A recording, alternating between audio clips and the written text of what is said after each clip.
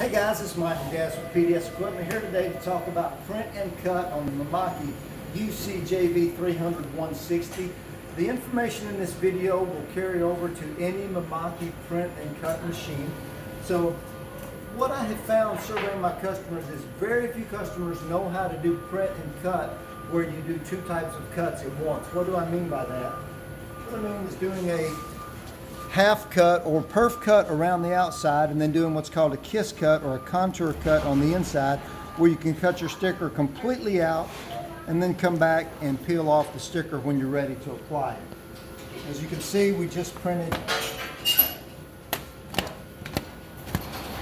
whole bunch of stickers that we're going to use for our show today.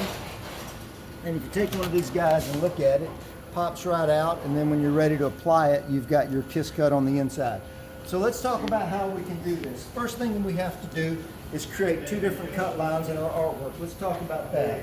So we're going to take this graphics file. We've got a line there. That's going to be our half cut. And we're working in Adobe Illustrator. If you're in CorelDRAW or another type of program, the information is the same. You just might get to a little bit different. So we're going to take and highlight that line. We're going to hit New Swatch. We're going to create a swatch and we're going to call it Cut Contour. It has to be spelled exactly like that. I think most people know you create a line called Cut Contour and it's going to come to your cut file. But what we're going to do is we're going to call that Cut Contour Perf because we're going to create our half cut or our perf cut. The next thing you have to do is you have to change it to a spot color, and then your color mode must be cmyk. So once you do those three things, it will Rasterlink or your RIP software will see it as a cut. Now I'm going to take that and I'm going to make it 75% magenta, 75% cyan, and 75% yellow. I do all my perf cuts that color, so when I look at them I know what they are.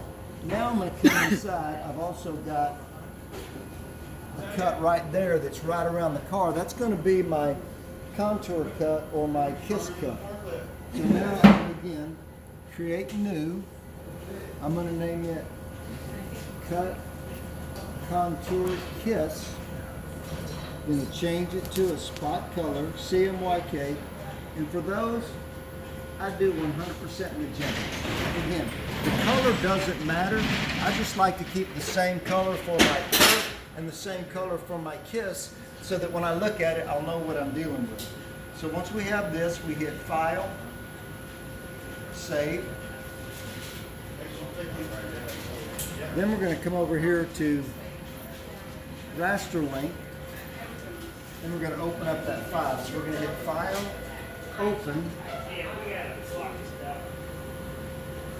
And I've actually already got it open in here, so I'm just going to click on this. So once we bring the file in, let's not open this dock for everybody. We're going to go to our